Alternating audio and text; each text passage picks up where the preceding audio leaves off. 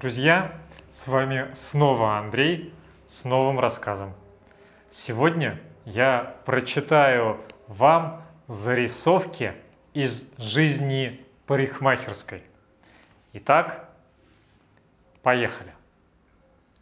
Я парикмахер, и за время моей работы у меня накопилось довольно много забавных случаев, которыми я хочу с вами поделиться.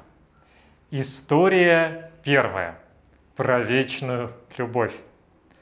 Один молодой человек заказал стильную стрижку с выбритым на затылке именем Катя.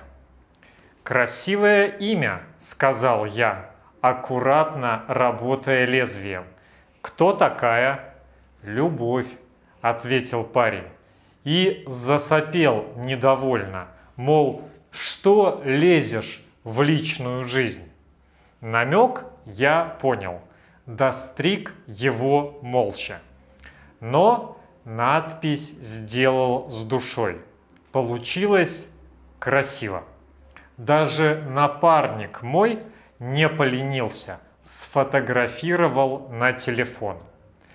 Сразу из салона парень счастливый побежал на свидание. А на утро пришел хмурый, попросил выбрить затылок наголо. Видимо, не дотянула Катя до девушки его мечты. Поссорились навсегда. Когда парень опять оброс и пришел ко мне, я пошутил. «Девушку новую как зовут? Какое имя выбривать будем?» Клиент ответил: «Пишите AC/DC. Вот это любовь у меня навечно». История вторая. Как вас подстричь? Однажды садится ко мне в парикмахерское кресло то ли японец, то ли кореец, возможно, узбек. Одним словом, азиат. На вопрос, как его стричь, произносит длинную тираду на непонятном мне языке. «Может, по-русски объясните?» — говорю ему. «Или на английском, на худой конец?» Клиент жестами показывает, что ни русского, ни английского он не знает.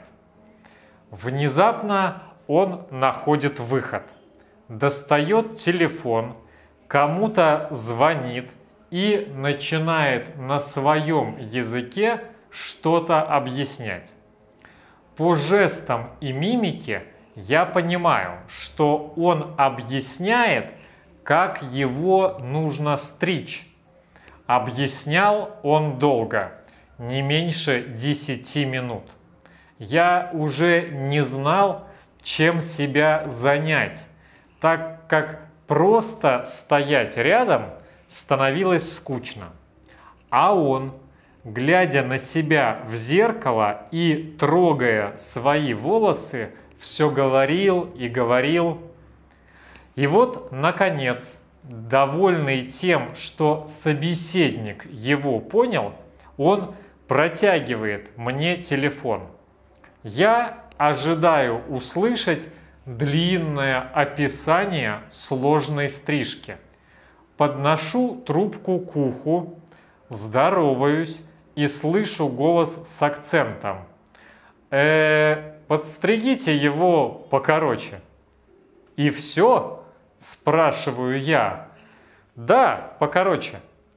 Не знаю, что иноземец так долго объяснял по телефону, но моей стрижкой он остался доволен. История третья. Про девочку Машу. Первый раз Машу я встретил, когда ей было 12 лет. Тогда я был молодым мастером и работал в небольшом салоне с витражными окнами.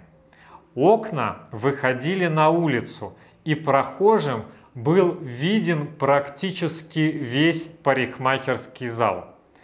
Постепенно мы стали замечать, что ежедневно маленькая девочка стоит перед салоном и с интересом разглядывает происходящее внутри.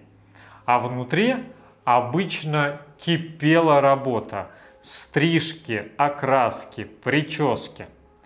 В нашем салоне работали хорошие мастера, настоящие артисты. Как-то, возвращаясь с обеда, я вновь увидел ребенка, прильнувшего к окну. На улице зима, а Маша одета в тоненькое старенькое пальтишко, которое ей было явно велико. Я позвал ее зайти вовнутрь, но девочка стеснялась и отказывалась. Тогда я просто взял ее за руку и завел в салон.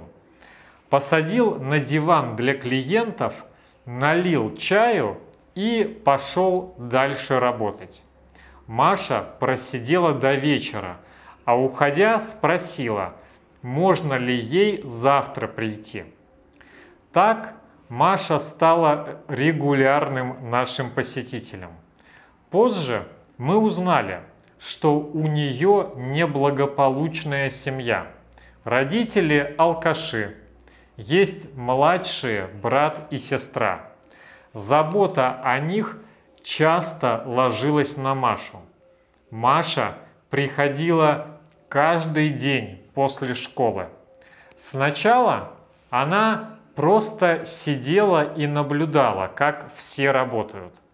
Потом она стала всем помогать. Подметала волосы, приносила чай клиентам. От денег она отказывалась. Но мы ей объяснили, что любой труд должен быть оплачен. Через год Маша была нашим неофициальным ассистентом.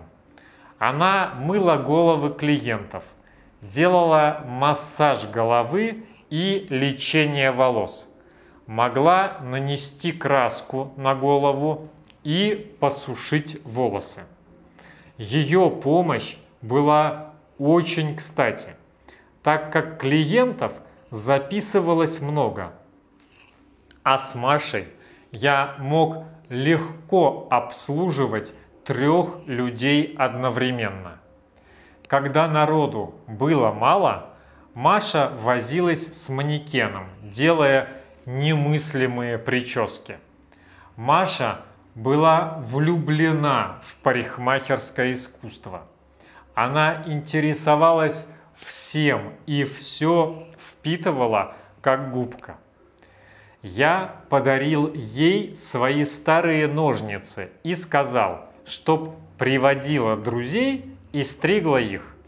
Она тут же умчалась и через час вернулась с подружкой. Выделив им табуретку в уголке, я ушел работать, а Маша принялась стричь. Через 3 часа у подружки было идеальное каре, волосок к волоску, ни к чему не придраться. Весь салон обалдел.